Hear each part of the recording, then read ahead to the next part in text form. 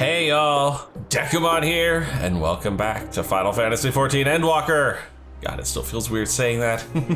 Last time, we finally made it to Old Sharlayan. Thanks again, Kryl. We definitely enjoyed the trip getting here. Interesting little side note, Heidelin has a human form. And though I called her outfit Ascian in appearance, after looking at it again, it's actually closer to the Ancients. Her mask is definitely much closer to theirs than an Ascian's. Anyway, fun fact, if you log off while you have NPCs following you as companions, they go back to their original location instead of respawning here with me, which kind of bites, but hey. Yeah, we have companion follow quests now. This is really cool. That's the entrance to the confluence. I've no doubt their expertise will prove useful at some point, so I suggest you remember the way here. And yes, I can take them around and talk to them in random spots like this. Speaking of Aetherites, those teleportation fees do add up after a while, which is why I tended to rely on far cheaper ferry services. Yeah, well, I'm sitting on 5 mil. I'm pretty sure I'm good for the time being. Also, ooh, just clouded over here. I was pleasantly surprised when Mr. Tataru informed me that the Scions are reimbursed for transportation costs as part of our duties, but I find old habits hard to break. That and I'd rather not be bothered filling out the necessary paperwork. Wait, we can get... Son of a bitch! My god, all the freaking gil I have managed to spend over the years, and I could be getting reimbursed? Oh. Ah, yes, and of course we have the lovely market square filled with high-level players. Oh, these little open-air bookstores are so uniquely Sharlayan. I'd always thought them a common sight until I visited other nations.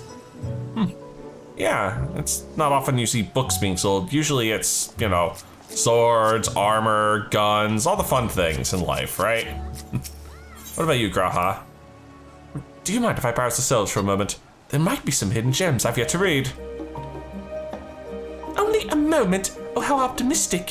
Feel free to browse all you like, but we won't wait around for you. Damn. Perhaps I'll just return here later then. Good call, buddy. Good call. I like this sort of quest. This is definitely a new thing that we've added in Endwalker. Alright, Kryl. Welcome to the Agora, where you can find wares made in Sharlayan, as well as a wide selection of imported goods. And not to mention a wide variety of imported players.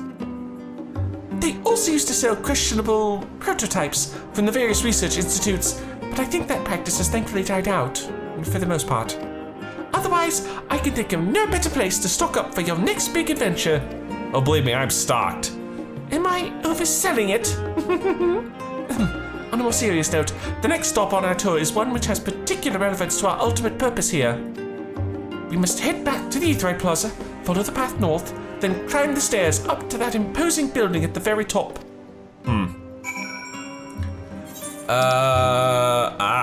The Rustra, most likely.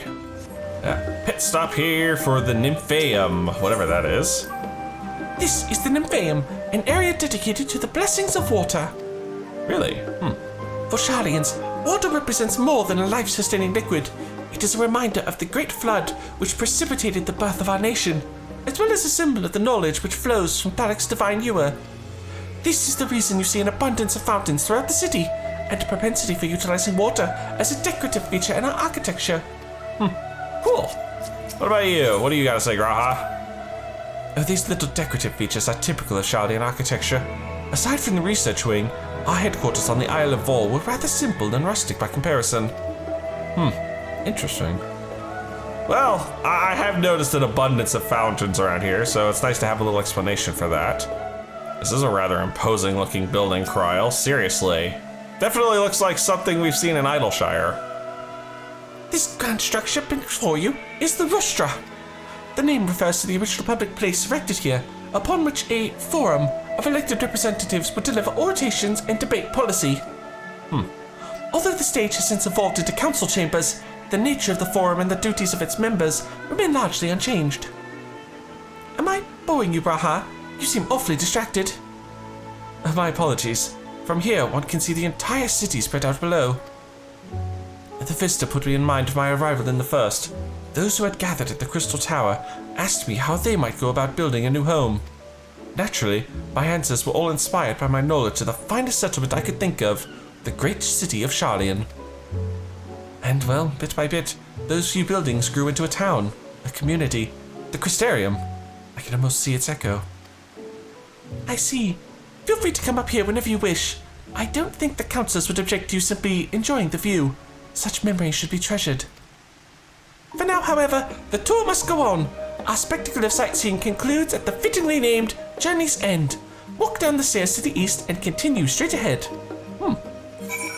Interesting. Well, I need to go back this way at some point to the Studium, because I need to get that Aetheryte, but Journey's End has two. Oh, the Levior Estate and Journey's End itself. Well, looks like we're just going that way. Sweet. Thankfully, these two will stick with me if I sprint. Makes life a lot easier. We've arrived at Journey's End. History tells us that this was where those who put to shore with Archon Nukif, Yeah, I can't pronounce that one properly. built their first homes.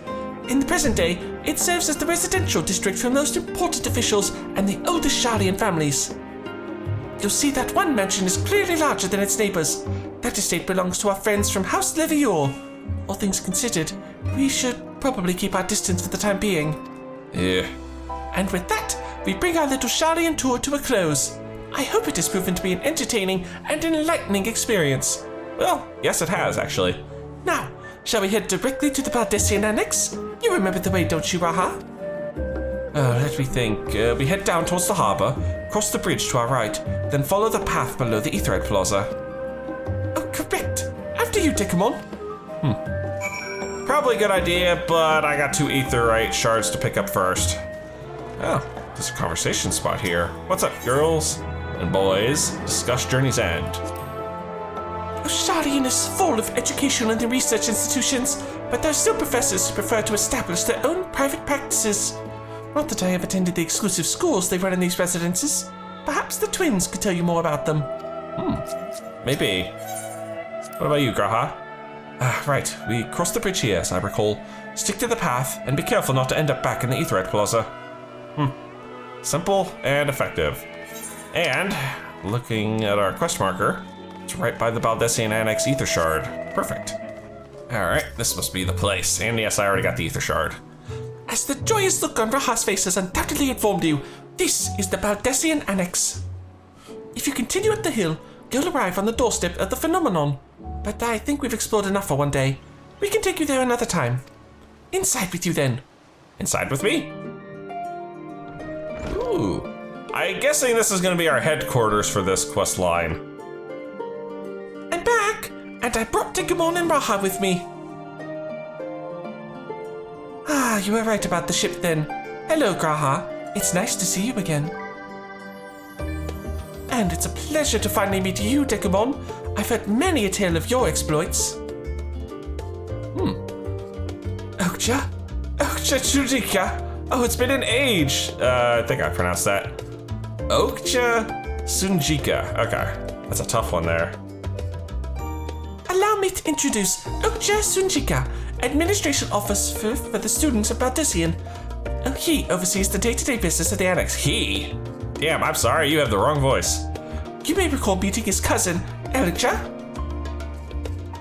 Oh, yes, Eureka. I've read the initial reports. Quite a shock to hear what's become of the Isle. Do take care if you have the opportunity to rejoin the expedition.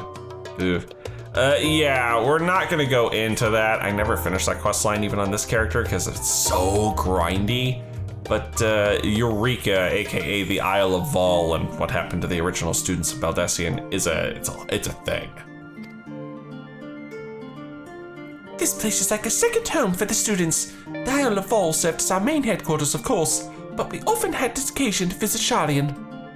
Whether to make use of the city's research facilities, attend conferences, or procure supplies from distant shores. And the annex here was built to provide lodgings for our members while we engaged in such activities. Perfect.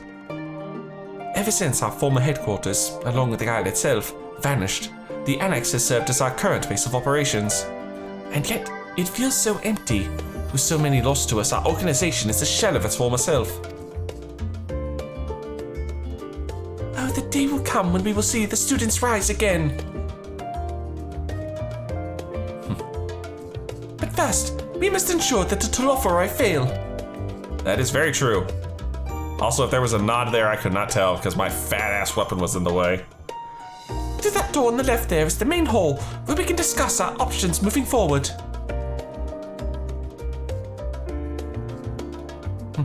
And once everyone arrives, that is, you probably have time to rest before our discussions begin in earnest.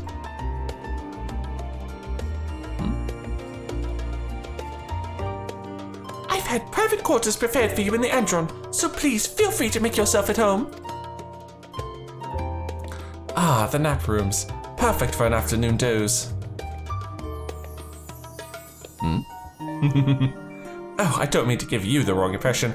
The chambers are quite well appointed. Far more so than some cheap roadside inn, you may be assured. It was simply that we were often so busy with research, or exhausted from journeys abroad, that we would slip into the Andron and just to steal a few winks. And thus they became known amongst the students as nap rooms, even if many such naps might last well into the following morning. Say the word, and I'll be happy to show you to your chamber. Hopefully the others won't be too long in coming. I'll wait for you all in the main hall. Okay, I can count that one for sure. And I'm gonna turn my whip invisibility off. Ah, that's much better. All right, now let's head in and see if we can cause some real ruckus. Ooh. And this space is big and empty, and there's a lot of really cool pictures around here. Hang on, I want to see some of this art here. That's cool. That's Good King Mogomog. Various maps. That looks like a piece of Dalamode. Some more maps. That cube looks familiar. The Crystal Tower. That airship. That's Azislaw. A map of the world and all the crazy crap going on in it.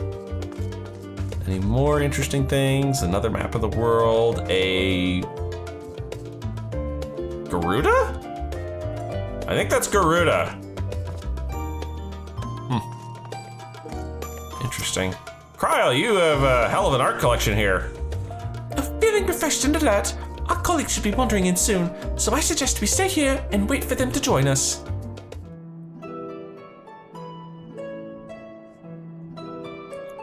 Hey, everyone's here from the looks of it. Ah, nope. Just waiting on Orange. Pray forgive me. I was delayed.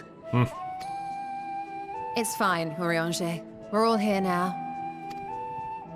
Let's get down to business then, shall we?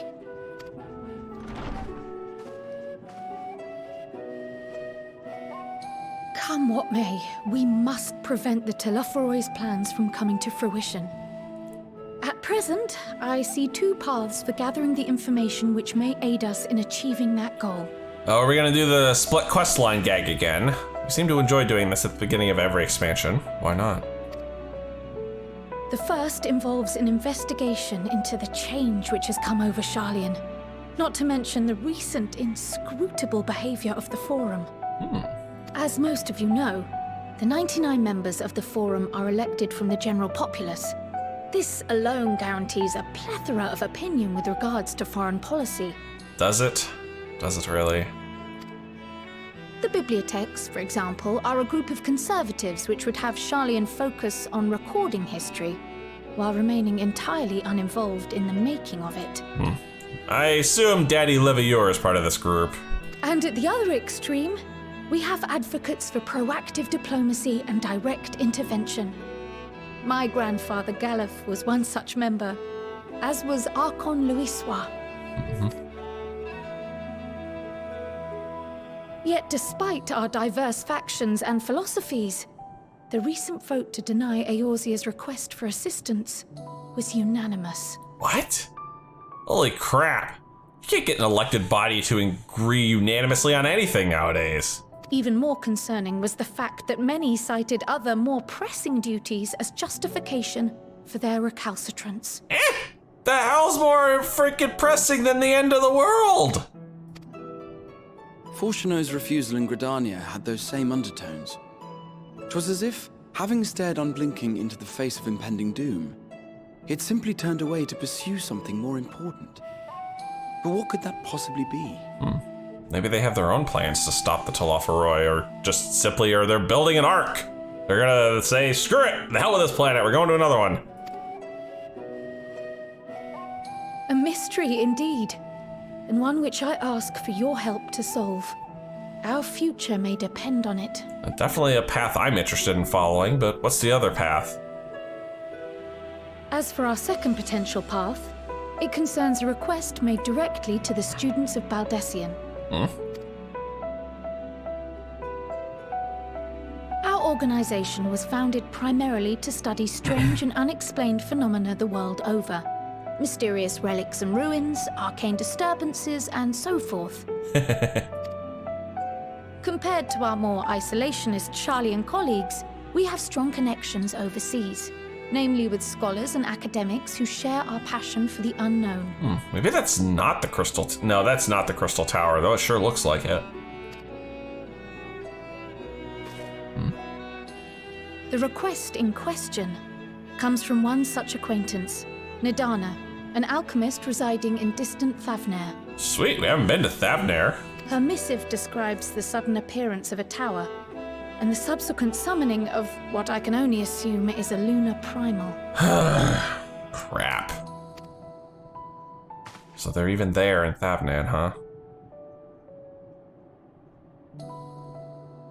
In response to this threat, the satrap of Radzat-Han, the individual who governs the city-state, has instructed the alchemists to find a means to deal with the spire.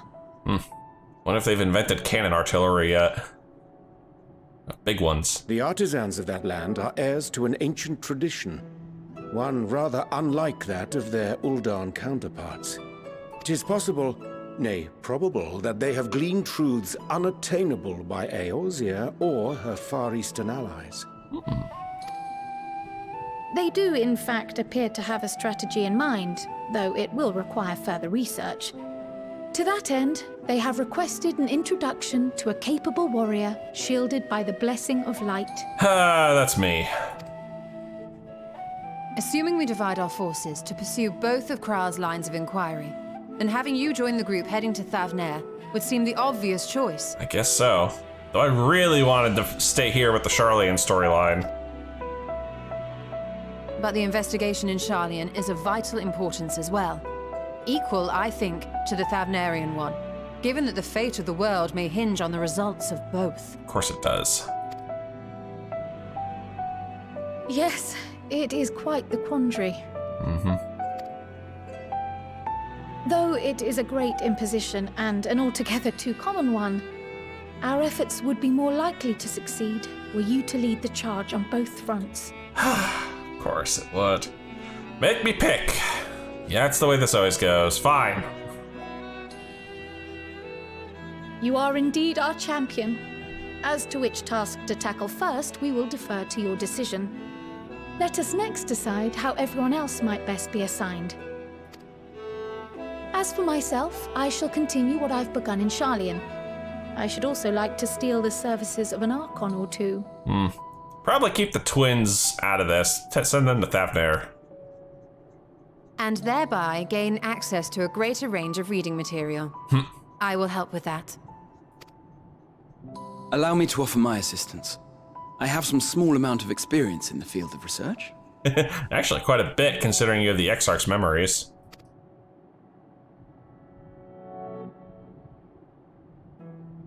Alice and I would also like to help, if you would have us. You sure? Your name is mud around here right now with your daddy disowning you, but alright.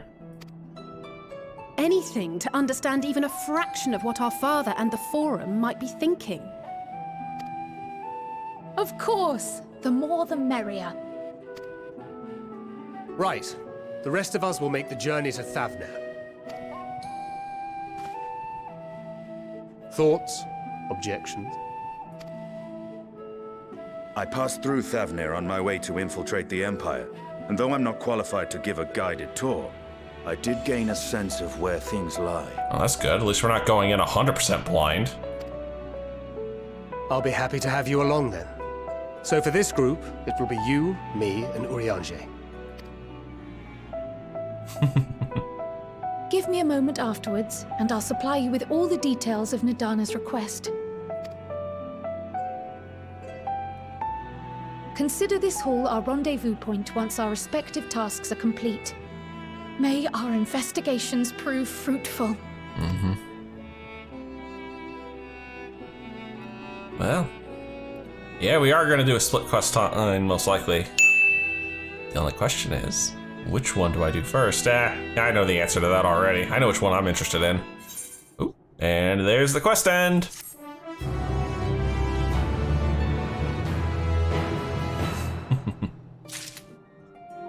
Oh, okay. So, yeah. Dankred and crew are on one side. Kryl and the others are on the other. We do have a split quest. Big surprise. And I really want to see how this Sharlayan one starts out. So we'll start here with hitting the books. An unsettling change has come over Sharlayan, but together we will divide the underlying cause for the Forum's callousness. As I mentioned before, however, questioning the councillors directly is a fruitless endeavor. They seem to have already come to a consensus as to what and how little they are willing to divulge. Which is why I began scouring Sharlayan's archives of historical records for any hint of a connection to the final days. Suffice it to say that progress has been slow.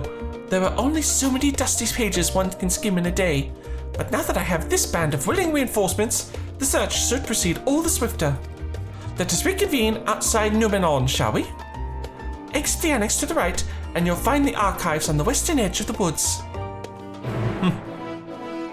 Numenon. This must be the place. Also, I now have all the Ethernet shards around this area. My directions were easy enough to follow, I hope. In any case, you stand now before the doors of Numenon, Sharlayan's grandest collection of books and tomes. This building is actually only an entrance, and one of many at that, for the archives of Numenon extend deep beneath the surface like the roots of a tree. The vast halls of the great Gubba Library pale in comparison to Numenon's endless maze of subterranean chambers. Oh shit. Is this a dungeon? Am I doing a dungeon already? Any citizen of Sharlayan is free to enter and peruse its shelves. Well, most of its shelves. Only Archons are afforded access to certain restricted vaults. I've dispatched Ashtola and Raha to investigate those. Meanwhile, Alice and Alphino will help me continue my search through the stacks open to the general public. Your status presents more of a problem. As a non-citizen, you are only permitted to browse the first floor here at the entrance. Even so, there should be a number of books which touch upon Sharlayan history or foreign policy. Your task will be to find and study the relevant publications. I promise you, a working knowledge of those subjects will make it far easier to spot the sort of clues we're looking for. Ah, great, Gen Ed. Let us be about it, shall we? I've told the others to meet us at the stone benches over there once they've found some promising tomes. Happy reading! Book hunting in the local library, and oh my god, I just got a giant search zone. Read books in Numenon on relevant subjects. Oh dear. Oh god, they're everywhere! Also, this thing goes down a lot. Dude, this is a humongous library. The title on the spine reads The Story of Sharlayan. Sure, why not? Long, long ago, on an island in the Northern Sea, there lived a Rodigan man by the name of Nuncrif. Nuncrif was a student of astrology, and he divined that a flood of terrifying proportions would soon sweep over the lands of Eorzea. One of the umbral calamities, no doubt. So it was that he built a gigantic ship, assembled a crew, and set sail for that imperiled realm. The flood arrived as foretold, and to their horror the strangely churning waters drove the people towards the ocean. It was there, however, that Nuncrif's crew hauled them aboard his ark, but the danger had not passed. A towering wave approached, threatening to smash the vessel to pieces. With only moments to spare, Nuncrif wrote a mighty spell of transportation and shifted the entire ship to safety atop Dalabathia's spine. Refugees from the surrounding regions huddled there alongside him, but it was not long before disputes over the dwindling supply of food led to violence and bloodshed. Saddened by the sight, Nuncrif gathered to him his crew and his grateful passengers and abandoned the ark to those reddened peaks. They journeyed to the coast where they built a new ship, intent upon returning to the northern seas. They landed on the beach of an island and settled upon that very spot. That settlement prospered and grew, and in time became the city of Sharlayan we live in to this day. That's a cute little folktale. This one says, Roads of Old, the colony. Probably not important, but I'll read it anyway.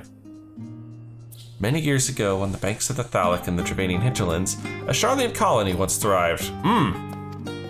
This settlement was originally established as a mere outpost to study the ethereal sea in the year 1311 of the 6th Astral Era.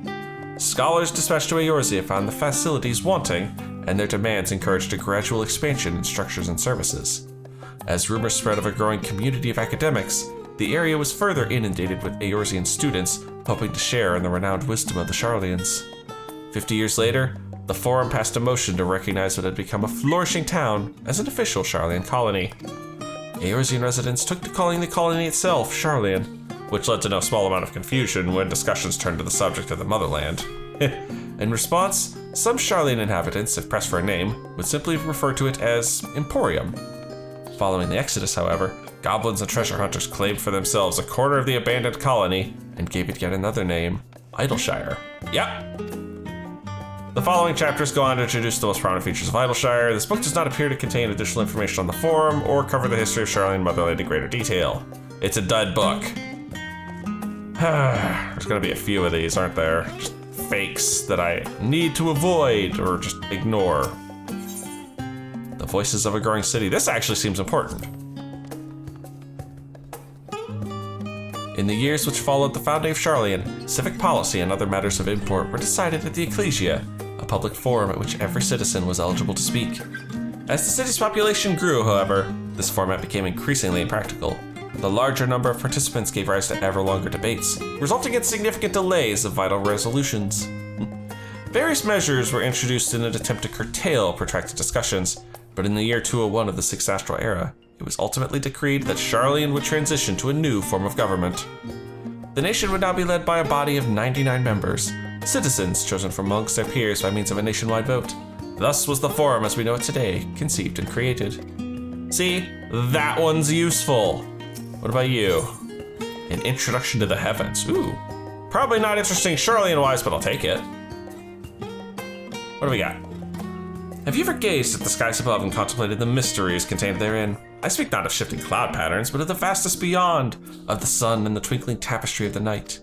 Some think the dome above us to be a finite space, yet amongst the leading thinkers of our age, one scholar's depiction of a boundless sea of stars has firmly taken root. Alas, this heavenly sea remains an unreachable, unknowable destination. There are few indeed who can explain, in satisfactory detail, why our own star is believed to revolve around the sun. It was the technologists of Alag who came closest to understanding the laws which govern that starry abyss. It was they who launched Dalamud and sought to expand beyond our earthbound existence. Having read of their ancient ambitions, I wonder, has your interest in this field of study waxed or waned? What if I were to tell you that eternal constellations were arranged differently in the distant past, that their positions continue to shift almost imperceptibly but measurably as we journey into the future? Would it shock you to learn that the stars drift further and further apart, and may indeed do so forever? Are you eager to learn more? Yes, but this is not a game about astrology, this is a game about fantasy. This book is on the wrong subject. Crap. I mean, it was worth a read, right? What is this one? Forever 20 Summers, oh dear. My beloved seekers of knowledge, have you ever put learning before your health and neglected to feed and rest your body as you should? Oh God. I just walked into a Stay Young manual, didn't I? I too once engaged in such foolish practices, but one night, engrossed in philosophical study, I had an epiphany. For all the world's mysteries that Travis Dorkless abandoned, we have so very few years of life in which to achieve our goals. Thus do I share with you this mantra: I am forever 20 summers young. The number itself is unimportant. It could be 19, 23, or 40. Whatever age you are when you discover this manual, let that be the age you aspire to remain. Though mindful of heavy living, will you extend the time available to spend upon your chosen research? Another day, another moon, another summer to grasp the greater truths you pursue. In the pages that follow, we will explore the secrets of maintaining one's physical condition from a biological, aetherological, and arcane viewpoint. Crap. Yeesh. You guys literally have books on everything, including things you probably shouldn't have books on. What do we have? Stewards of Wisdom. This seems actually promising. During the chaos of the Sixth Umbral Calamity, Archon Nunkiev, founder of Sharlayan, bore witness to the madness and savagery of men brought to the brink of despair. Upon raising a settlement on an island in the Northern Empty, he instructed his people thus: renounce the ways of war, and pursue enlightenment through knowledge and reason. The Sharlayans took to heart the words of their savior, and therefore served as stewards of wisdom. Upon a foundation of accumulated learning, they built a homeland unlike any other, a nation born from strength of minds rather than strength of arms. With knowledge of economics came shrewd trading. With knowledge of agriculture came bountiful crops. Engineering brought wells and sewers, ending squabbles over water. Wealth of expertise could be bartered for wealth and coin. And the more their wisdom spread throughout the world, the more mankind as a whole would thrive. I am honestly surprised that the Garleans just haven't marched in here and taken everything. And so it was that no matter the trials and tribulations of the age, the citizens of Sharlayan would live by their founder's teachings. For the sake of a better tomorrow, for the sake of a brighter star, they would eschew the tools of war, and with knowledge deliver the world. You've gained a fundamental understanding of Sharlayan history. That's good. I don't need to read no more crazy books, right? All the books are gone. Good. And no big surprise, I'm the first one here, because the others have a hell of a lot more books to go through. That's for sure. Sheesh. Ah. I see Alice and Graha. Still missing a few. Sorry, were you waiting long? Nah, not really. I wanted to make sure I borrowed at least a few promising volumes. Alphino and Kyle should also be along shortly. I was delayed in similar fashion. As far as I could see, no titles in the Archon stacks mentioned the final days specifically, so we have no choice but to start with the tangentially relevant tomes, if they are even that. At present, the plan is to skim through as quickly as we dare, and share our discoveries as we make them. It would have been nice to invite everyone to the estate. Plenty of comfortable places to read, and a ready supply of hot tea. Oh, I was always quite fond of reading outside, you know? But it's not about the little pleasures, is it? You miss your home. It's been difficult. After our arrival, we managed to speak with one of the family servants and ask how things were. It seems our dear father has instructed the staff that even if Alphino and I were to return to Sharlayan, we were not to be allowed to cross the threshold. Shit. Man, Daddy is hard ass. A harsh measure indeed. I hope that our efforts to understand his position, and that of the Forum, will perhaps lead to a reconciliation. Oh, we'll mend this rift one day, I'm certain of it. And what of you, Graha? Have you been to visit your family? Or do they not even live here in the city? Ah, well, my situation is also somewhat complicated. I was raised in Sharlayan, yes, but I was born rather further away. In the southern reaches of Ilsabad, in fact. For generations, my people have dwelt in Korvos, the coastal region opposite the island of Thavner. The Alligans founded a city in that fertile land, and by ship brought in the subjugated tribes of the Mikote to serve as laborers. Oh. Oh dear. Of course, the massive earthquakes of the Fourth Umbral Calamity brought an end to the Empire's reign, and when the Fifth Calamity froze the seas solid, many of the tribes still living in Korvos braved the journey back to Eorzea. My ancestors, however, chose to remain, that they might prevent the remnants of Alligan technology from being misused. Isn't Korvos under Garlean rule? For the past 50 years, yes. Some semblance of local culture remains, as is the case for most imperial provinces, but Garlemald renamed the region Locus Amoneus. When I was a boy, a nearby town came under the jurisdiction of an illustrious imperial family, the nobles of House Darnus. Oh. Nail Van Darnus? Yeah, I was like, oh, I recognize that name. House Darnus demonstrated a singular interest in Alligan civilization, and so my tribe was forced to consider a plan of action. For some time already, voices had been raised in favor of abandoning our ancient customs. After all, the Alligan eye no longer passed to our eldest children as reliably as it once had. Fear of discovery eventually tipped the scales, and the decision was made to bury our ties to the knowledge and traditions of Allag. As the last child born with the Alligan eye, I was given over to the custody of friends and the students of Baldessian, who had me registered as a Sharlayan citizen, and got you away from the Empire. I never even considered. Oh, forgive me, it was an unkind question. Even Thancred was taken in by Archon Louis Soir, was he not? Stories of accepted waifs and rescued orphans are more common among Sharlayans than you might think. Yet, regardless of our origins, we are all provided with the equal opportunity to learn, and with sufficient practicality, we outsiders can even earn the vaunted title of Archon. 'Tis exactly why I have such love for this country, and why I wish it to remind a nation of why its citizens can be proud. Hear, hear! Another good reason to get to the bottom of this forum's stubbornness, aside from the trifling matter of our impending doom, of course. Excuse us while we try to make some headway into these books, Dekumon. More company should be arriving any moment now.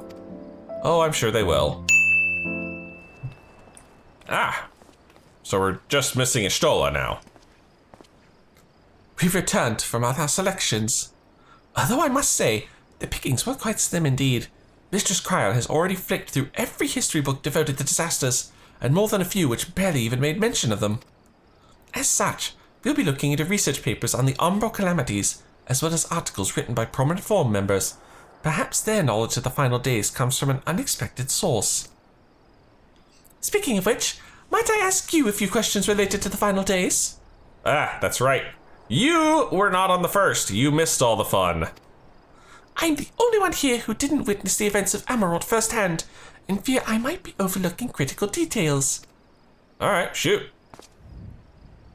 I may not be much with the books, but I can help with this. Oh, my thanks. Now, where to begin? With a fade out, most likely?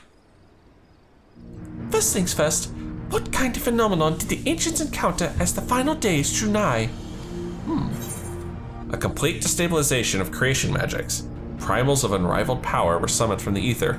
The worst kind of phenomenon you can imagine. Yeah, their creation magics were going wonka-tonke. Yes, the unfolding catastrophe brought havoc on all manner of life. The chaos extended to the ancients themselves, causing their powers of creation to spiral out of control. Fear and despair manifested in terrible, tangible fashion. Meteors raining from the sky, fire erupting from the ground, indescribable abominations prowling the streets.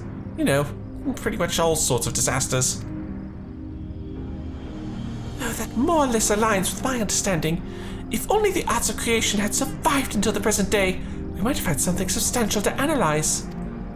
To the best of our knowledge, however, those techniques were not preserved or passed on. Ishtola surmises that the closest known magic is that of the summoning rituals promulgated by the Ascians. And now we've got the lunar primals popping up. Oh dear.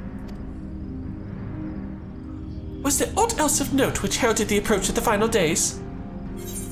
The entire star was engulfed by disaster all at once. They say it began with a keening sound from the land itself. Alphino, you answer this one. I think this one was right. A keening sound from the land itself. Ah, yes, the Amonorites spoke of it, didn't they?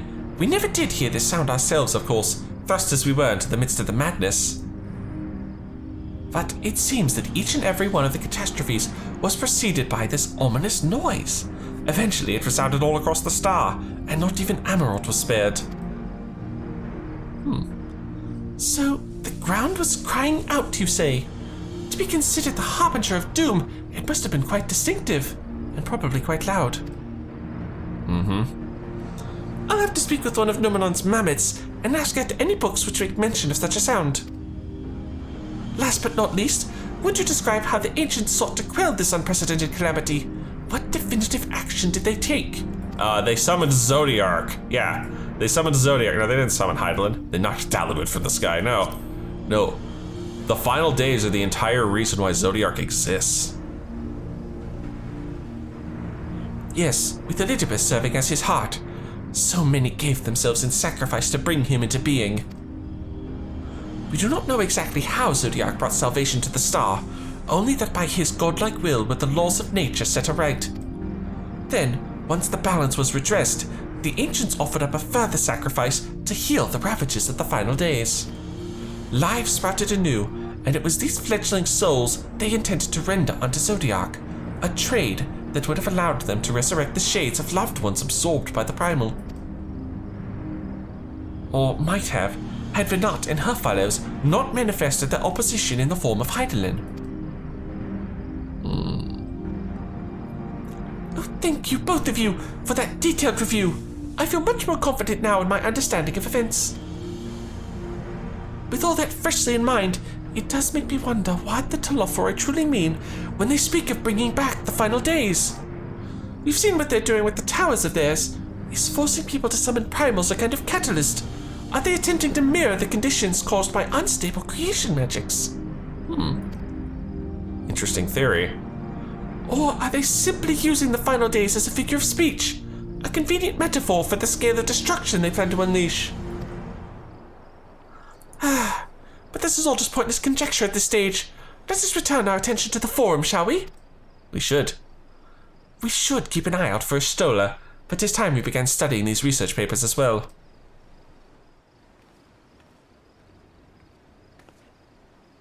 I was hoping this one would be voiced, but I couldn't get that lucky. I'm the last, am I?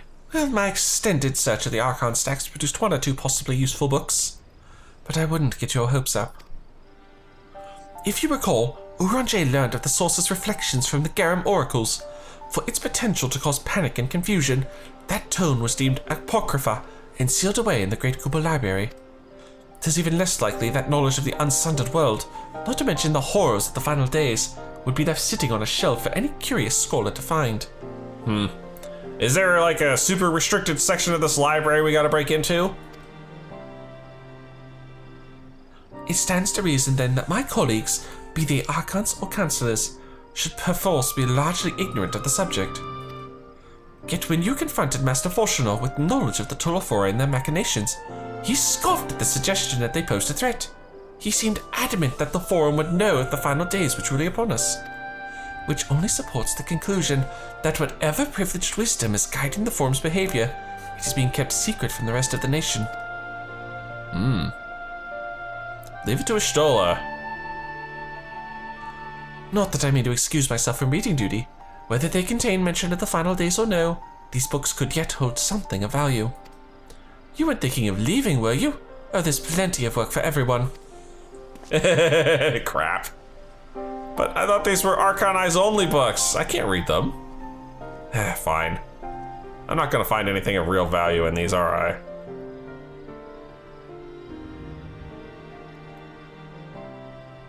You labor for what feels like an age as a Stola's research assistant. And nothing of value was accomplished. Oh dear, you look exhausted. But what about your studies? Were you able to find any books on the subjects I mentioned? Yeah, I found a few. Oh, then the day was well spent. Should you wish to read them again, a mammoth at the reference desk will point you in the right direction. For the moment, though, I suggest you take a well-deserved rest. We might be occupied with our research for quite some time. Oh dear. I'll say, what the heck am I doing next? A seat at the last stand. Oh, food time? Ready for a tea break, Dekumon? I know I am. Honestly, my neck and shoulders are going to calcify if I don't stretch my legs and walk around for a bit. You know, the last stand down in the harbor, don't you? Come and meet me near the outside tables and I'll treat you to their coffee. It's quite good. Sweet. Any excuse to get out of here. It's not a bad little place they have here, considering it's literally the only cafe around. As busy as ever, I see. How very Sharlayan that no other gourmet cafe has sprung up to compete for customers. Actually, this crowd gives me an idea. Before we place an order, why don't we ask a few questions and gauge the mood of the city? I'm interested to hear what the average citizen has to say about the Telophoroi. We might even learn something new. Worth a try, don't you think? Yeah, might as well. Alice is now accompanying you. Sweet. You can leave Alice behind. Yeah, we know how this works. Also, apparently if I change classes, this does not remember. Oh, I need to do this. There we go.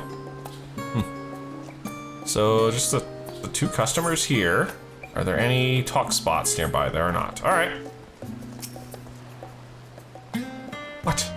What is it? Can a man not enjoy a moment of private respite? If you're looking to share a table, then I respectfully request that you look elsewhere. Oh, you misunderstand, sir. We were simply wondering if you knew of the Telophoroi. These enemies of peace have promised to end all that we hold dear and... Wait, you're that House Levier girl, aren't you? And this man with you is obviously a foreigner. I heard you were disavowed for I'd heard you were disowned for helping outsiders indulge their barbaric whims, and here you are giving truth to the rumor. I'll thank you to leave me be. I've naught to say to the likes of you. But I must apologize. It was foolish of me to expect an ounce of civility from one so enlightened. Come, Dekumon. I see the Sharlayans like to live with their noses buried firmly up their own buttholes. Yes, I don't believe we've had the pleasure. Oh, pray excuse the interruption, but we were hoping you might share your thoughts on the Talophoroi and their unconscionable plans. Oh my goodness, if it isn't the young Miss Levior. My apologies, but I work in the offices of the Forum, and if word reached Master Fortuno that I was helping you. I see. I'm sorry to have bothered you. Speak with Dekumon. First off, I apologize for the name you have, my sir. Oh, welcome, sir. What can I offer you today? Jesus, their names really are mud around here. Oh, wait. Is that Mistress Alice I see there? Oh, my word, how long has it been? Oh, far too long.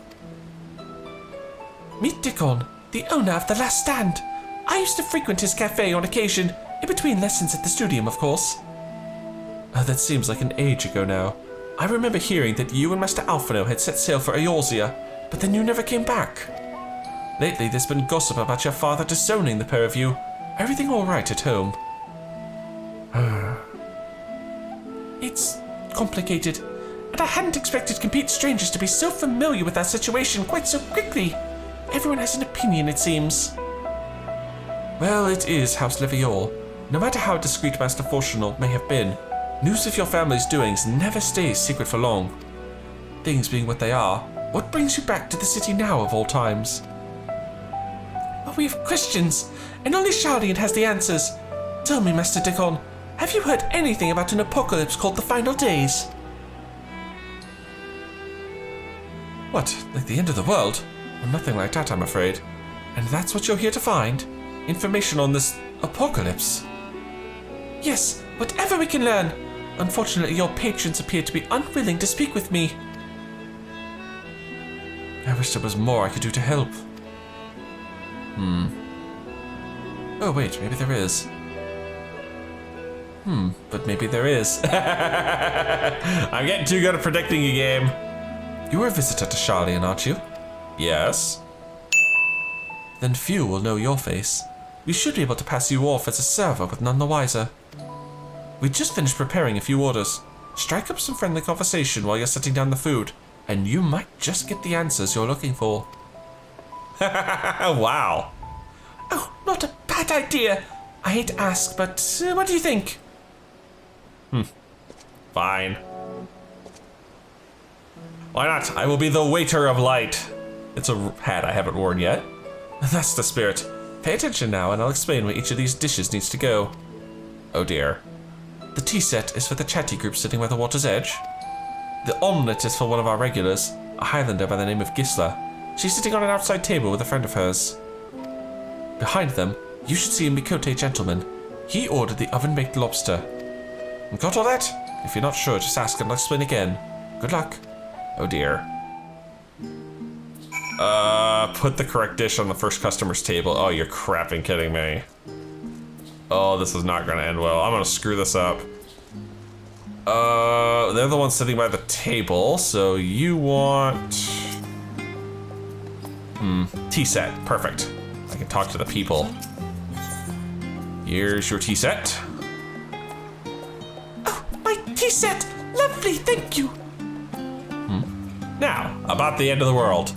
The Talofa who? I'm sorry, I've never heard of them, or their final days. My friends and I are somewhat uninformed when it comes to current events. Now, if you wanted to hear about ritual arcane practices of the 6th Astral Era, common or esoteric, then I'd be happy to talk your ear off. I suspect this is going to be a trend. You wanted the omelet. I remember the name Gisla. Ah, finally! 2, 4, 6, 8. Let's dig in, no time to waste. Do you know anything about the Toloforoi, or the end of the world? What? The Toloforoi? Ah, yes, I remember seeing the name in the latest Gazette. That had some grand claim about the end of days. Same old senseless warmongering. When will those fools grow tired of spilling each other's blood? Best stay out of it, I say. The Forum made the right choice, and I fully support our decision to remain neutral. Like I said, not gonna get a lot of interesting information here. Urbane banter with a smile. I have that option, but no. They wanted lobster, they get lobster. At last, the oven-baked lobster is mine! You have no idea how long I've scrimped and saved and suffered to afford this heavenly dish. You sound like a servant. Maybe you have some real information. The final days? This is the first I've heard of it. Although that would explain why my friend has been rushed off his feet. It must be a busy time to be a gleaner. The feck's a gleaner. You don't know what a gleaner is? They're collectors of a sort. Travel the world procuring things that we haven't got here at Sharlayan. Priceless books, usual life specimens, and so forth. So named for those folks who trail after the reapers in the fields, picking up every grain which we missed. Oh, by the way, Reaper. Aye, by all accounts, gleaning is a most meticulous and demanding profession. If these Toloforoi make good on their altruist threats, then many uncatalogued rarities could be lost forever. Why else would the gleaners be buzzing about in such a frenzy? Reach the harbour, and you'll see what I mean. They're cutting loads in from the docks all day. It's never been this hectic before. Not like this. Oh shit. Maybe that arc theory wasn't so far off. Maybe that's the plan that the freaking Forum has. They're just gonna hunker in the bunker and wait till the world blows up around them. Well, regardless, that last one, rather interesting. Right, Alice? Any trouble with the customers? Were you able to get anyone talking? I was. Seems we're headed to look at the harbor. Interesting. They seem unaware of the final days, aside from whatever vague news the gazettes are printing. Even Dekumon had nothing to offer, and he's the best source of gossip in the city. If the Forum does have secret knowledge, then they've done an impressive job of ensuring no one whispers it in the wrong ear. In any case, thank you for playing the part so well. Here, that cup of coffee I promised. Ooh, sweet. But let's enjoy our drinks somewhere else, shall we? Maybe behind the pedestal, away from the gossips and their waggling tongues. Probably a good spot. Where are we going? Okay. It's a quiet spot, and technically we could keep an eye on the harbor from here. Good call, Alice. Yes, this should do nicely. Out of the wind and out of sight.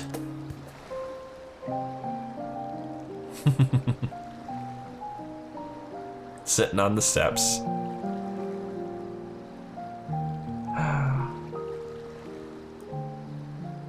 When our father disowned us, I couldn't believe what I was hearing.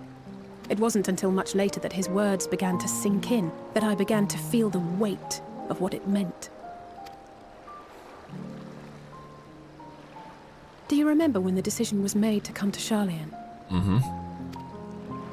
Grahas said that the Forum was determined to keep us in the dark, and that Father's venomous performance was part of that strategy, to keep us at arm's length.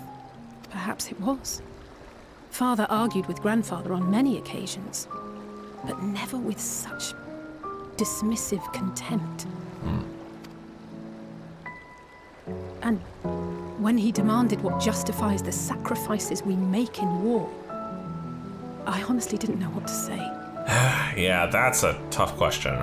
Neither did Alpha know, I know, but never for one moment did I believe we had made the wrong choice. So all I could do was fume silently. It was only afterwards that I realized how childish I had been. How being stubborn and self-righteous must run in the family. Yep. If I could have just mustered a civil response, then things might have turned out differently. I doubt it. I'm pretty sure he had decided to do that before he'd even come to Eorzea.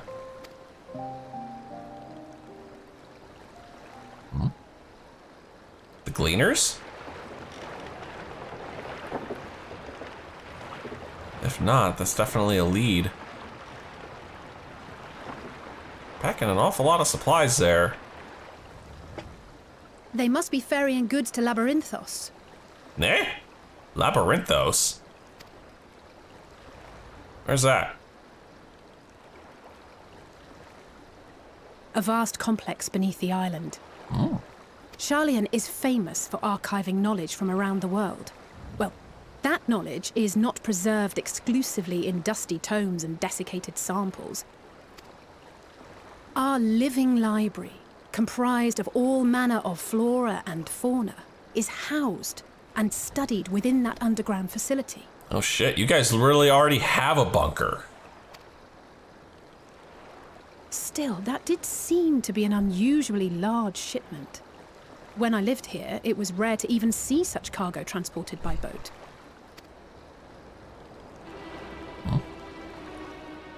Wait, didn't you hear something in the last stand about the gleaners coming and going more than usual? Yep, Well, yep. I think they're the ones we saw manning those boats.